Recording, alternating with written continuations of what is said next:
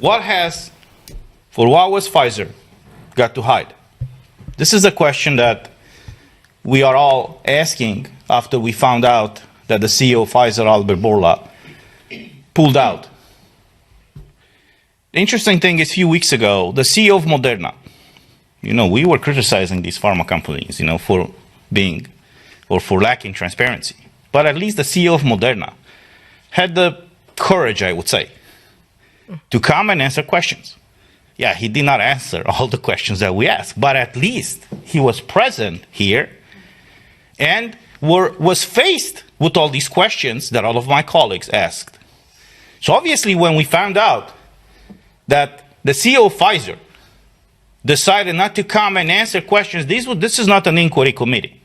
So he was not bound by law to come, and he was not on record, he was not facing any criminal punishments in case he's lying in front of this committee.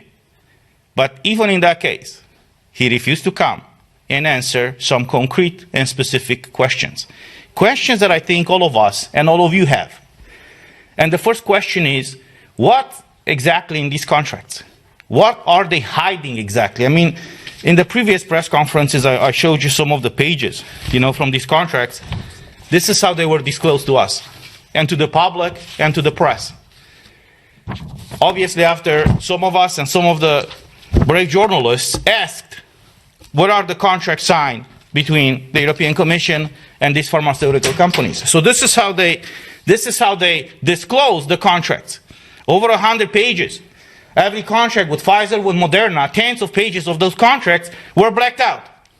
So yesterday when we asked, I was the one asking, and some of my colleagues asked, when are they going to fully release these contracts? The representative of Pfizer, who was sent to replace the CEO of Pfizer, said that they can't fully disclose these contracts because they have some commercial secrets over there, and they have to protect their interests. Now I'm asking you, what about the interests of our people? What about the interests of the Europeans whose money was spent, or wasted, I would say now, to buy these medical products that are not providing what they were marketed for?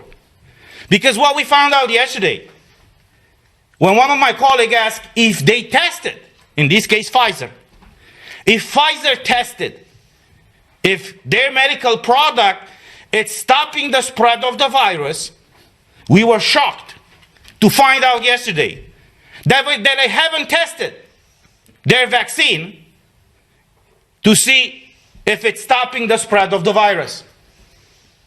So we are now more than a year after the green certificate, the digital green certificate was imposed in the European Union, and people were forced to be vaccinated with the medical product in order to exercise their basic fundamental rights, and they were told, and we were told. We were voted against the green certificate, but many of our colleagues voted in favor of it because they believe what these companies have said, that if you get vaccinated, you will not be infected, and you will not spread the virus. They even ran a campaign and said, get vaccinated in order to keep your grandmother and your parents healthy.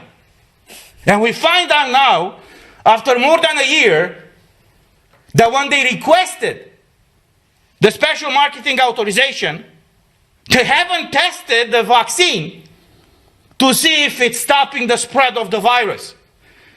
So I'm asking again, and we are asking again, what are they going to hide? What do they hide exactly? Why aren't they transparent with their medical product? We heard yesterday, I was shocked. Because Pfizer used this opportunity just to do a PR campaign and even lecture us, why are we asking this and not asking that? Who are they to question us? What kind of questions do we ask? We are elected by the people, for the people, not they. And they are supposed to answer all these questions, which they have not.